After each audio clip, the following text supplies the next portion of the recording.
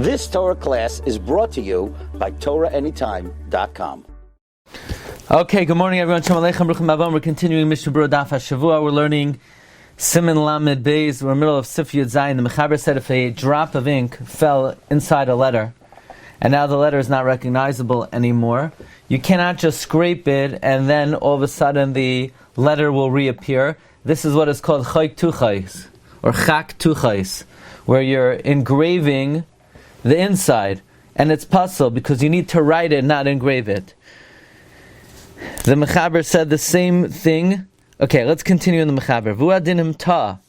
The same thing would be if you made a mistake. V'kasav dalid b'makom reish oy beis b'makom kaf. Let's say you wrote a dalid instead of a reish.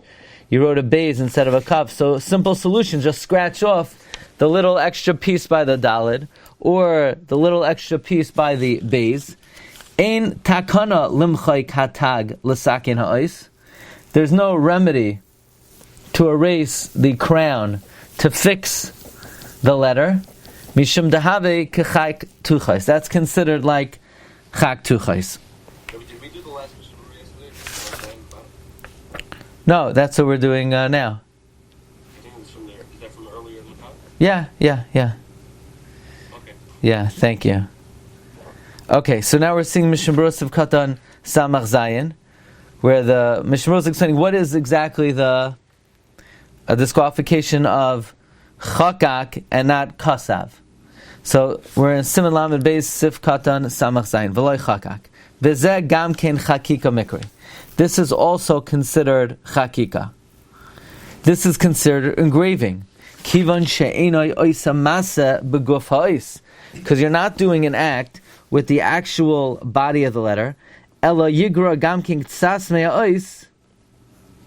You're erasing some of the letter. Actually, you shart surase alav. To the point where the tsura is not there anymore. Then you're going to fix it if you didn't write after it. Now, again, this is all provided you didn't write after this letter. Otherwise, it's going to be puzzle because you need it to be in order. Okay. So this is talking about where the drop falls into the letter. So now the letter is completely not recognizable. So when you're scraping out the interior, or I think even a better example is what we just read in the Mechaber, where you wrote a dalet or a beis, but you meant to write a reish or a chaf. So you're just scraping away, but you're not adding, you're not making the etzem letter. The etzem letter is appearing. The chol zeh hadin de Shulchan Aruch.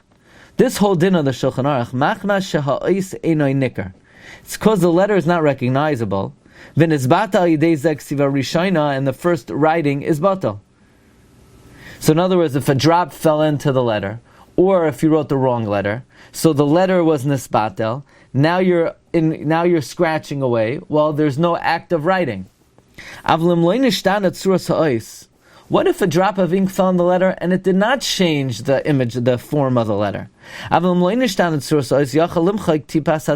you didn't change the tzura of the letter, if it didn't change the tzura of the letter, you could erase the drop. In other words, if you have a letter and it grew a little bit of an extra bump on it, there's no problem scraping it off, provided that the original tzura of the letter was still there.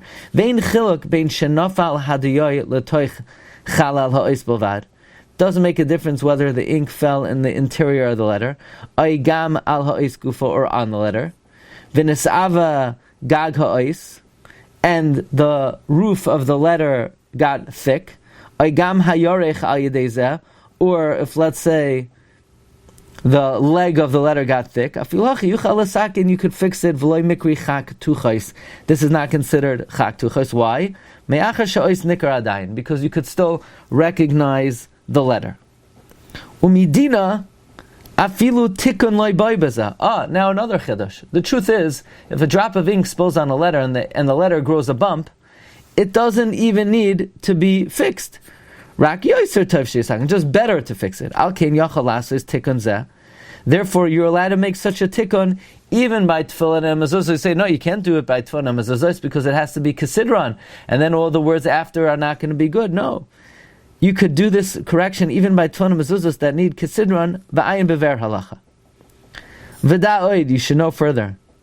Da Shulchan Aruch Mairi afilu nafla hatipa achar shenigmar ha'ois.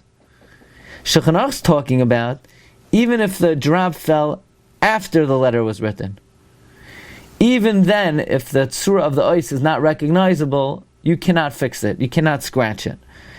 That's choik tuchais. V'chol shekein im nafla koidem shenigmar ha'ois kedin.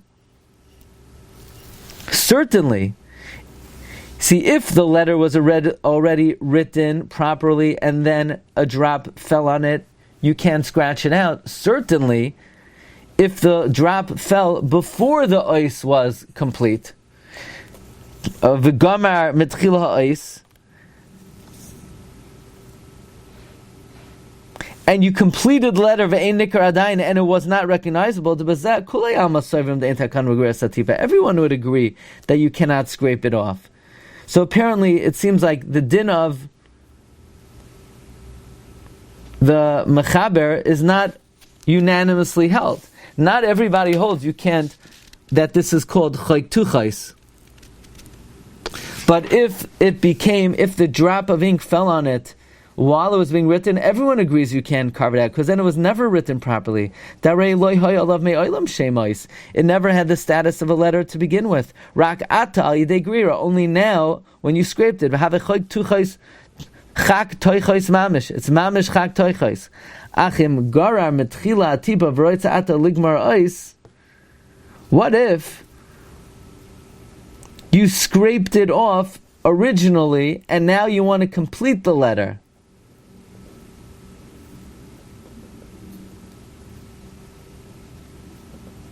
Like this, if while you were writing the letter, before you finished it, a drop of ink spilled on it, in a way that the letter is not nicker, could you scrape it off and then complete the letter? Or do we say, look, you didn't write the first part of the letter properly.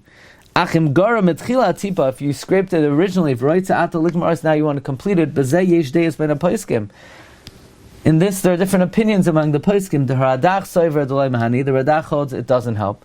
The Svirule, the Radach holds the kiman shenafla tipa mixas ois, since the droplet fell on part of the letter. Nisbata mimenu shem ksiva. Then its status of it being written is batal v'havi kachakika ba'alma. It's like engraving. Umamahani afi migamer ha'ois aidei ksiva. How will it help if you complete the ois through writing, but the beginning of the process was not through ksiva? Certainly, let's say like this. A droplet of ink fell on the klaf, and you say, hey, perfect, I'll just, finish up the letter. That for sure, you can't complete it by writing, because part of the letter was not written.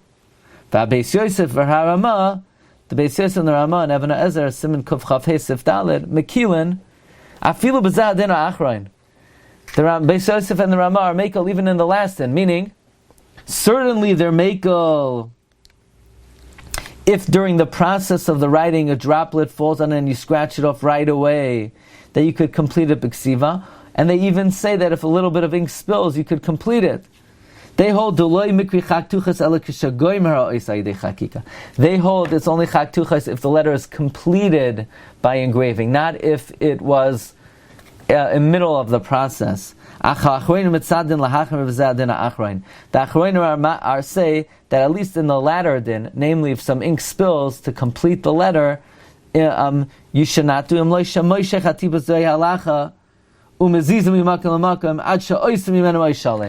unless what you do is, if the ink that spills, you use that very ink to smear it this way and that way to make an oishalim, the zehave kesiva, that would be considered kesiva. Here's what we're going to do. We're going to hold it here. Wednesday we will finish up the Mishna Berura on Sivkat on Yud Zayin, and then Thursday Sif Yud Ches. Okay, Rabbi Isai, have a wonderful day. Thank you for coming. Shkoyach.